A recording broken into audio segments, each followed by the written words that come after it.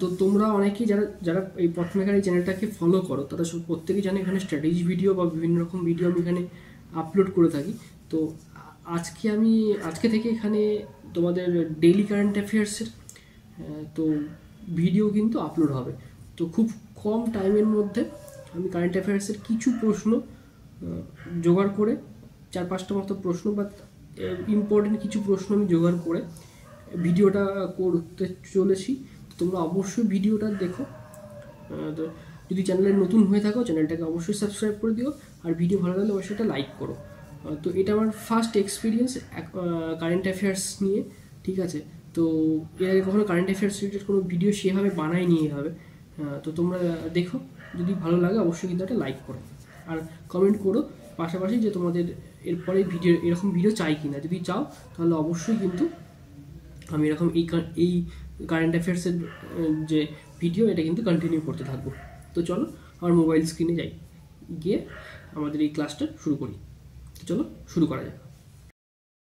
দেখো, daily current affairs যেটা আমরা প্রতিদিন ক্লাস তোমরা যেখানে করছো ফলো করছো, তারপরে একটা কুইজ সেশন আমি এখানে অর্গানাইজ করার চেষ্টা করছি, ঠিক আছে। তো আজকে থেকে এটা শুরু হবে। অল্প কিছু সংখ্যক প্রশ্ন দিয়ে 4-5টা প্রশ্ন দিয়ে ডেইলি বেসিসে সেখানে কিন্তু আমি এই কুইজটা করব। তো তোমরা যারা যারা আমার চ্যানেলটা ফলো করো তারা অবশ্যই কুইজটা দেখো। আপকামিং SBI ক্লার্কের জন্য কিন্তু খুব ইম্পর্ট্যান্ট হবে। তার শুরুতে আগে বলে দিই যে আমি প্রতিটা কোশ্চেনে যেরকম আমি বলবো তার সাথে কিন্তু কিছু কিছু এক্সট্রা পয়েন্ট তোমাদের সাথে আমি তোমাদের সাথে সেটা নিয়ে আলোচনা করব, ঠিক আছে, যাতে তোমাদের কিন্তু খুব সুবিধা হবে, ঠিক আছে। এক্সট্রা পয়েন্ট কিন্তু তোমরা মনে রাখতে সুবিধা হবে তোমাদের। চলো ভিডিওটা শুরু করছি। দেখো, প্রথমে বলছে কি যে prime minister Narendra Modi recently lauded Amitabh Kant for his commendable efforts in documenting India's presidency of the G20 summit held in 2023। তোমরা প্রত্যেকেই জানো যে G20 সামিট যেটা ছিল 2023 সালে, সেটা কিন্তু ইন্ডিয়াতে কিন্তু আমাদের হয়েছিল 2023 সালে, ঠিক আছে। ইন্ডিয়া কিন্তু প্রেসিডেন্সি ছিল, ঠিক আছে। তো এবার এই G20 সামিটের মনে রাখতে হবে এই যে একটা বই এখানে কিন্তু পাবলিশ হয়েছে, সেই বইটার নাম কি? তো সেই বইটার নাম আমরা দেখে নেব। সেই বইটার নাম হচ্ছে হাউ ইন্ডিয়া স্কেলড G20, ঠিক আছে, the inside story of the G20 Presidency, অর্থাৎ অপশান নাম্বার ডি যেটা রয়েছে, ঠিক আছে। এটা কিন্তু এই বইটার নাম, ঠিক আছে। এবার প্রশ্ন হচ্ছে যে 2023-এর G20টা তো হলো ইন্ডিয়াতে প্রেসিডেন্সি, 2024টা তাহলে কোথায় হলো? 2024টা হয়েছিল কিন্তু ব্রাজিলে। তাহলে কোথায় হলো 2024টা? 24টা হয়েছে ব্রাজিল। কোথায়? ব্রাজিলে, ঠিক আছে, ব্রাজিলে, ঠিক আছে। এবার প্রশ্ন হচ্ছে যে তাহলে 2025টা কোথায় হবে? 2025টা কিন্তু একটা ইম্পর্টেন্ট প্রশ্ন, সেটা হচ্ছে সাউথ আফ্রিকা। তাহলে 25টা কোথায় হচ্ছে? 25টা হচ্ছে কিন্তু সাউথ আফ্রিকাতে, ঠিক আছে। 2025টা তাহলে কোথায় হলো? সাউথ আফ্রিকাতে। তাহলে এবার প্রশ্ন যদি বলা হয় 2025টা যদি সাউথ আফ্রিকাতে হয়, তাহলে 2026টা কোথায়? 26টা হবে কিন্তু ইউএসএতে, ঠিক আছে। 2026টা কিন্তু হচ্ছে ইউএসএতে। তাহলে আমরা এখানে কিন্তু কয়েকটা পয়েন্ট ইম্পর্টেন্ট বললাম। 2023-এর G20 সামিটটা হলো ইন্ডিয়াতে, 24-এরটা ব্রাজিলে, 25-এরটা সাউথ আফ্রিকাতে, মানে এবছরেরটা হচ্ছে 2025টা হচ্ছে সাউথ আফ্রিকাতে, আর 2026টা হবে কিন্তু তোমাদের ইউএসএতে। তো এই ছিল প্রশ্নটা। এর পরের প্রশ্নতে চলো আমরা চলে যাই।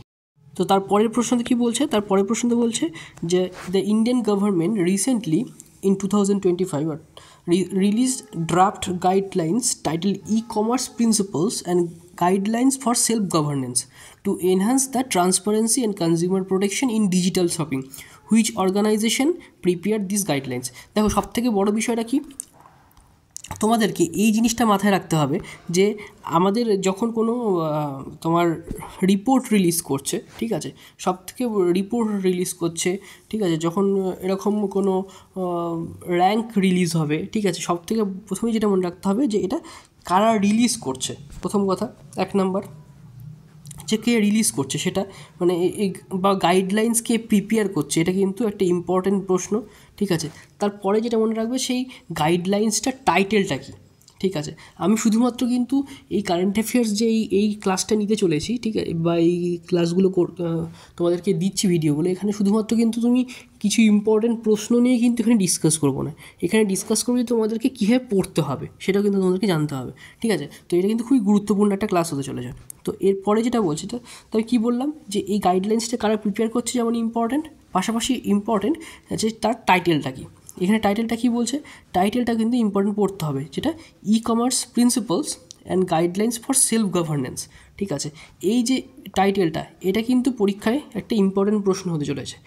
তুমি এইখানে প্রশ্নটা দেওয়া আছে কে গাইডলাইন্সটা প্রিপেয়ার করছে, পরীক্ষার হলে কিন্তু তুমি গিয়ে দেখতে পেলে যে এখানে তোমাকে হয়তো বলে দিল যে অমুক অর্গানাইজেশন একটা গাইডলাইন্স রিলিজ করছে, কিন্তু তার নাম কি, দেখা গেলো সেখানে নামটাই তোমার হয়তো প্রশ্ন হিসেবে এলো, তাহলে কি, তো সেখানে মনে রাখতে হবে ই governance principles and guidelines for self governance, ঠিক আছে, e commerce principles and guidelines for self governance. এবার এটা কে প্রিপেয়ার করেছে কিন্তু ব্যুরো অফ ইন্ডিয়ান স্ট্যান্ডার্ড, অর্থাৎ অপশান নাম্বার এ, ঠিক আছে। এবার ব্যুরো অফ ইন্ডিয়ান স্ট্যান্ডার্ড যেটা, এটা যে প্রিপেয়ার করেছে, ঠিক আছে, এ কিন্তু মনে রাখতে হবে এটা মিনিস্ট্রি অফ কনজিউমার অ্যাফেয়ার্স যেটা রয়েছে, ঠিক আছে, তার আন্ডারে কিন্তু তোমার এটা কাজ করছে, ঠিক আছে, মিনিস্ট্রি অফ কনজিউমার অ্যাফেয়ার্স। এবার প্রশ্ন হচ্ছে যে এই ব্যুরো অফ ইন্ডিয়ান স্ট্যান্ডার্ড যে রয়েছে তার হেড অফিস কোথায়, মানে হেডকোয়ার্টার কোথায়, সেটা কিন্তু নিউ দিল্লিতে, ঠিক আছে, নিউ দিল্লিতে কিন্তু হেড অফিস, ঠিক আছে। তাহলে এটা একটা ইম্পর্টেন্ট প্রশ্ন, গাইডলাইন্সটা প্রিপেয়ার করছে কি ব্যুরো অফ ইন্ডিয়ান স্ট্যান্ডার্ড, যার হেড অফিস কিন্তু নিউ দিল্লিতে।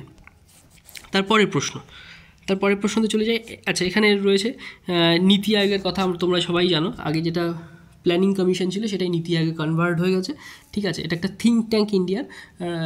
তো এবার তারপরে যেটা রয়েছে ministry of electronics and information technology, ঠিক আছে। অপশনগুলো নিয়ে একটা কথা বলছে। রিজার্ভ ব্যাঙ্ক অফ ইন্ডিয়ার কথা তোমরা জানো, রিজার্ভ ব্যাঙ্ক অফ ইন্ডিয়া আমাদের এখানে কী কাজ করে সেটা কিন্তু খুব ইম্পর্টেন্ট একটা প্রশ্ন, মানে রিজার্ভ ব্যাঙ্ক অফ ইন্ডিয়া কী কী পলিসি মেক করছে, ঠিক আছে, বা রিজার্ভ ব্যাঙ্ক অফ ইন্ডিয়ার অ্যাকচুয়াল কাজটা কী ব্যাঙ্কিং ইন্ডাস্ট্রিতে, সেগুলো সম্পর্কে কিন্তু তোমাকে একটা জ্ঞান রাখতে হবে, ঠিক আছে। বা রিজার্ভ ব্যাঙ্ক অফ ইন্ডিয়ার যে বিভিন্ন রকমের যে রেটগুলো ঠিক করছে সেগুলো কীভাবে আমাদের ইকোনমিতে এফেক্ট ফেলছে সেগুলো কিন্তু আমাদেরকে জানতে হবে। এটা কিন্তু খুব একটা রিজার্ভ ব্যাঙ্ক অফ ইন্ডিয়ার যে রিলেটেড যে প্রশ্নগুলো রয়েছে সেটা কিন্তু খুব ইম্পর্ট্যান্ট। আচ্ছা, তার পরের প্রশ্নতে আসো। পরের প্রশ্নতে বলছে দ্য বেটি বাঁচাও বেটি পড়াও স্কিম। তোমরা প্রত্যেকেই জানো যে এই যে একটা স্কিম রয়েছে বেটি বাঁচাও বেটি পড়াও, খুবই একটা ইম্পর্ট্যান্ট স্কিম, ঠিক আছে। সেটা কিন্তু লঞ্চ হয়েছিল 2015 সালের 22শে জানুয়ারি, মানে 10 বছর কিন্তু এই স্কিমটার কিন্তু কমপ্লিট হলো, ঠিক আছে, বেটি বাঁচাও বেটি পড়াও স্কিম, ঠিক আছে।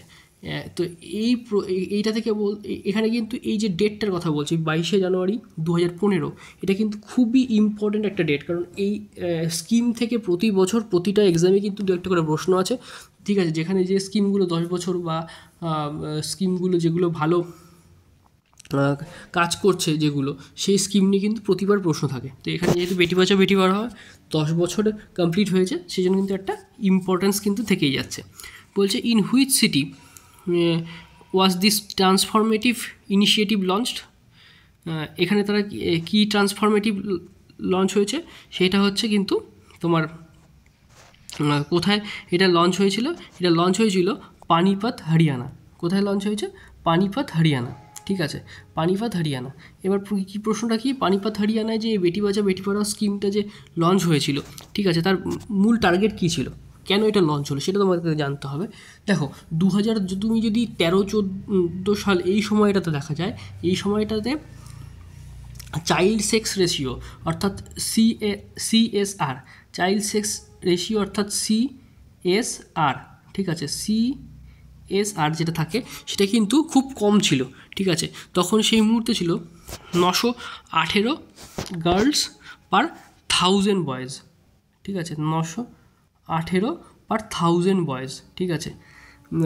সেই কারণে চাইল্ড সেক্স রেশিওটার একটা ডিক্লাইনিং একটা ব্যাপার ছিল, ঠিক আছে।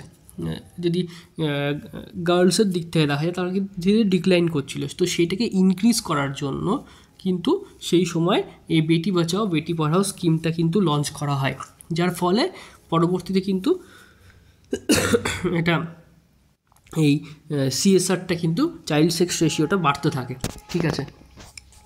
তো এটা কিন্তু একটা ইম্পর্টেন্ট প্রশ্ন যে বেটি বাঁচাও বেটি পড়াও স্কিমটা 10 বছর কমপ্লিট করছে।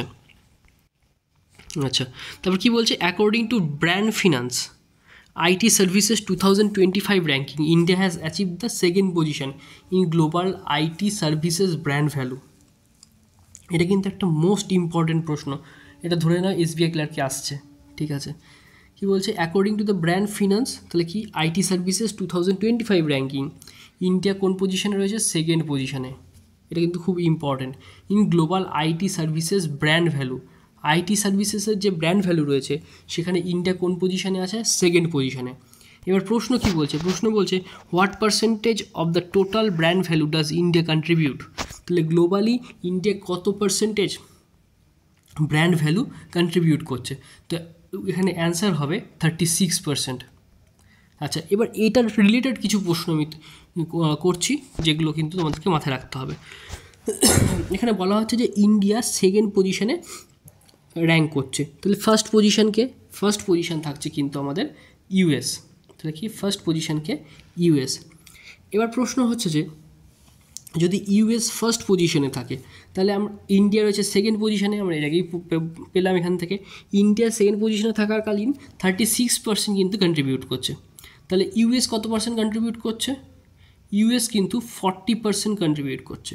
কত, 40%। ইন্ডিয়া তাহলে কত পার্সেন্ট কন্ট্রিবিউট করলো, 40%। আর US 40% কন্ট্রিবিউট করছে, ইন্ডিয়া করছে 36%। এবার প্রশ্ন হচ্ছে যে এই যে গ্লোবাল IT সার্ভিসের যে ব্র্যান্ড ভ্যালুর কথা বলা হচ্ছে, এখানে কোন কোম্পানি গ্লোবালি টপ করছে, সেটা হচ্ছে অ্যাকসেঞ্চার। কি বললাম, অ্যাকসেঞ্চার কিন্তু গ্লোবালি টপ করছে, ঠিক আছে। অ্যাকসেঞ্চার যে কোম্পানি রয়েছে সে গ্লোবালি কিন্তু টপ করছে। এবার ইন্ডিয়ার ক্ষেত্রে তোমরা একটা কোম্পানির নাম ভালো জানো, সেটা হচ্ছে TCS, ঠিক আছে। TCS টাটা কনসালটেন্সি সার্ভিসেস যেটা রয়েছে TCS, সে কিন্তু সেকেন্ড পজিশনে রয়েছে। তো এই যে র্যাঙ্কিংয়ের এটা কিন্তু খুব ইম্পর্ট্যান্ট। আমি একবার রিপিট করে দিচ্ছি। তো এখানে যেটা brand finance IT services 2025 ranking রয়েছে, সেখানে ইন্ডিয়া সেকেন্ড পজিশন অ্যাচিভ করেছে, সেখানে গ্লোবালি কন্ট্রিবিউশন ইন্ডিয়ার 36%, ঠিক আছে। সেখানে টপ করেছে কে, US, তার কন্ট্রিবিউশন হচ্ছে 40%। আচ্ছা, এখানে কোন কোম্পানি টপ করেছে, সেটা হচ্ছে অ্যাকসেঞ্চার, আর ইন্ডিয়ার থেকে টাটা কনসালটেন্সি সার্ভিসেস।